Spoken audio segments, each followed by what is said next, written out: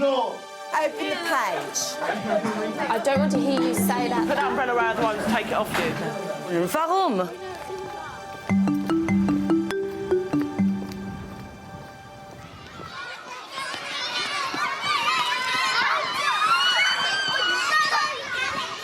What can two early years teachers gain from observing each other's lessons? Yeah, you can go in a 3, that's fine. John Bayley has come to Hamilton Primary School in Colchester to work with recently qualified reception teacher Laura Green and her line manager Lois Eves. Good girl with Arizona, well done. Oh, let me see who my super sitters are. Thank you, Oliver and Harrison. Both teachers are going to observe each other's lessons. First, Lois sits in on Laura. OK. So we noticed something on the board. Did one of you put this here then? No, we didn't. You must have done. Should I take it off? Oh, it's got a label on the front. What is it? Open it up. Probably it's important. Do you think it might be important? Oh, my goodness. What do you think it is? Thank you, Tiffany. It says, "Dear children, please can you help me? My husband, the giant, has gone missing." Oh, my goodness. Laura puts a strong focus on developing the children's emerging writing I skills. was busy doing the But the washing big challenge is how to motivate them to write independently. What? This is a bit strange. We've got a letter from the giant's wife. What are we going to do about this? Today, she's trying out a new idea. She's written here, look, at the end, "I'm very worried about him and I'm hoping that you might be able to help me to find him."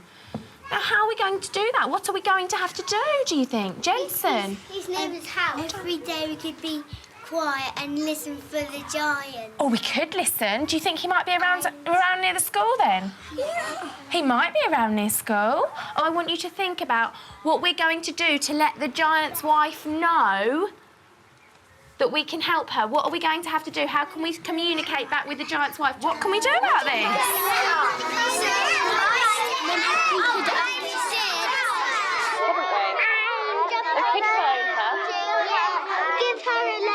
That's a good idea. Katie, you had some good ideas. What do you think we could do? We could write a card. We could write a card. Arizona, what did you say we could do? Write a letter. Write a letter. Well done, I thought that was great. They don't seem to think it's all that out of the ordinary that they should get a letter from the giant's wife asking for help. But it's a nice twist. They get enthusiastic about it, and so they have something to write about, and they have enthusiasm for doing it. And you give them a lot of frameworking. We can help you find... Who are we looking for? The giant. I think you needed to model the letter like you did. Although some of them started to get a little fidgety, they were still looking at it and they're still listening, and I think they needed that before they could then go and have a go at writing themselves. Cars group, I'd like you to go very carefully to the little yellow table. So the rest of you, you've got some choices. You can go to the writing corner to write your letter. You can go to the snack table. It's your choice. Off you go. And then when they went off to their activities, you know, everyone was on task. Everyone went and chose something immediately. There wasn't anyone kind of wandering around not sure what to do.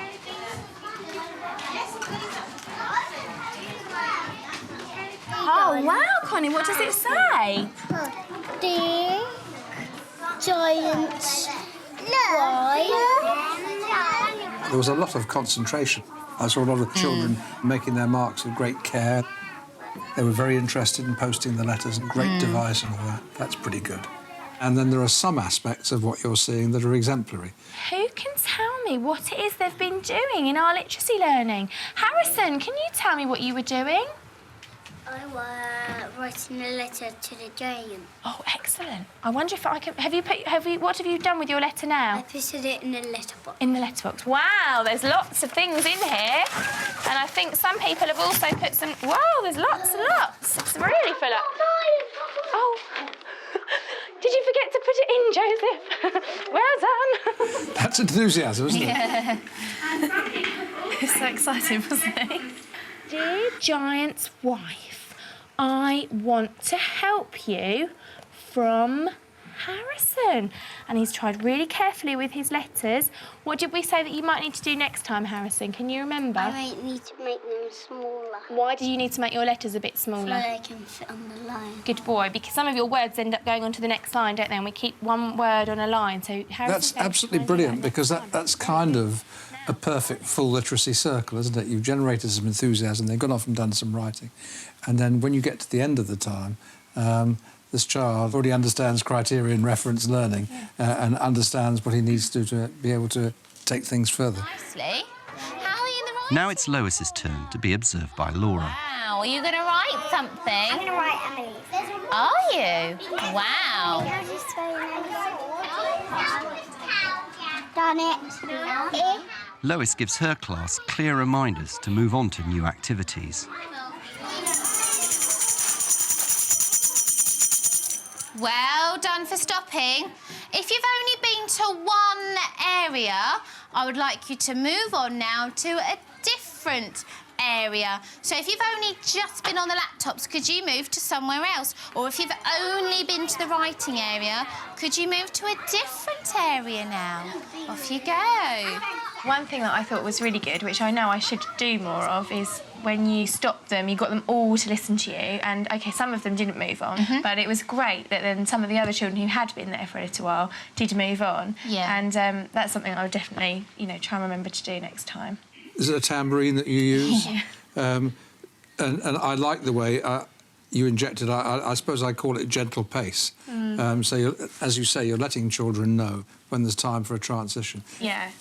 Let's do some solution focusing this afternoon. If both your classes were running in outstanding ways, what would we see in here that would be different from now? Perhaps we should involve the children in the planning a bit more, in what they want to learn, because as we noticed today, you know, they wanted to write the letters and they were really infused, and it got them in the writing area. So I think perhaps getting them involved more will get them enthusiastic that bit more.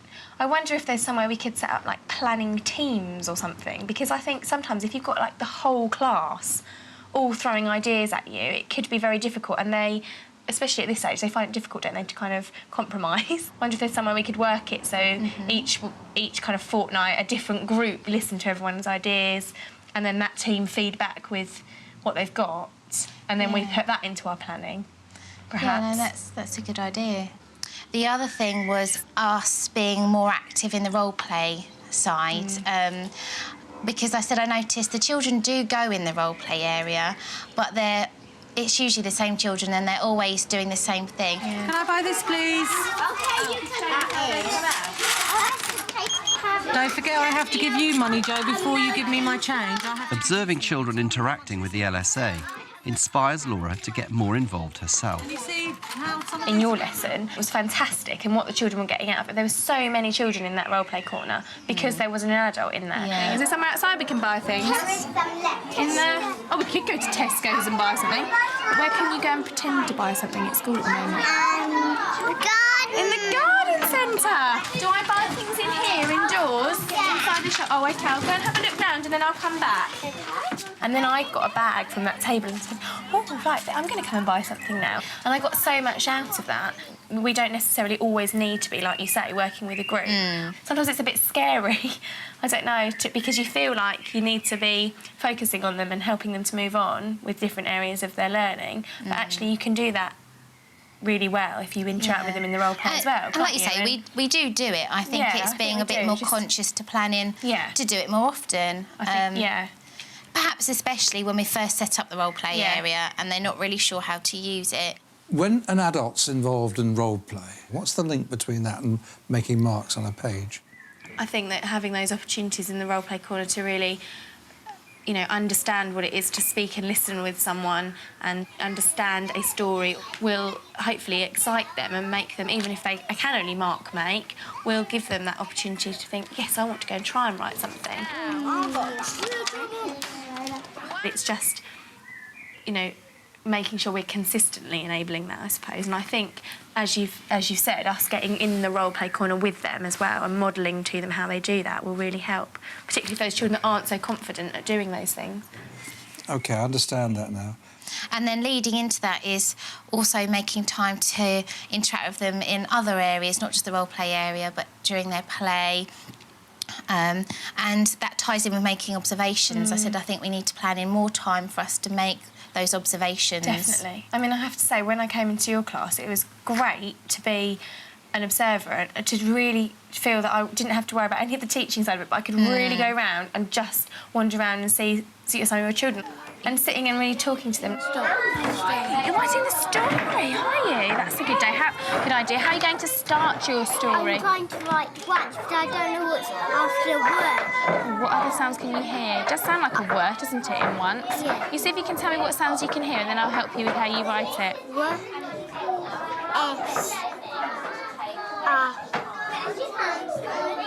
One, S, Once. What sounds can you hear? I think it was Eddie, wasn't it, that started doing his writing. Yeah. He'd really tried to sound out once, but then we really talked about it, and just sitting with him and giving that bit more and questioning him further, you get so much more out of it. Perhaps we could use our LSAs more, and they could be running the kind of teaching group side, the group work, and we could be, as you like, the LSAs moving around making the observations. We could swap roles every so often, so we can stand back and do that. Yeah. The quality of the conversation between you and the child is different when you don't feel the pressure to deliver. Yeah, I think that's the word, isn't it? Pressure. So. Yeah, that's it. and so in that moment you're.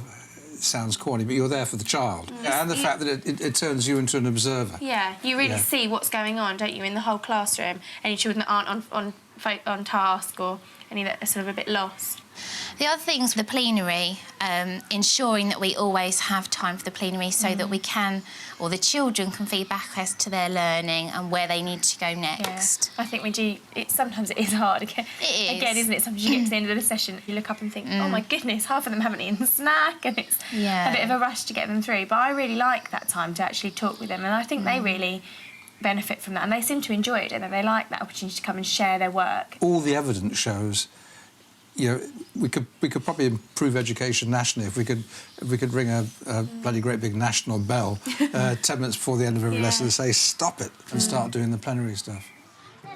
Good boy, that's the ch sound. Well Lois and Laura agree that there have been 4 key insights from their peer observation: to involve children in the planning, to model more active role play, to allow time for observations and a plenary, and above all, to take more risks. All over the country for the last 20 years, whenever teachers talk about doing something experimental, you used the fear earlier on. There's always the fear. What is the fear? As always, targets, you know, reaching those targets, and unless you're sitting down pushing those children, are you actually going to be reaching those targets?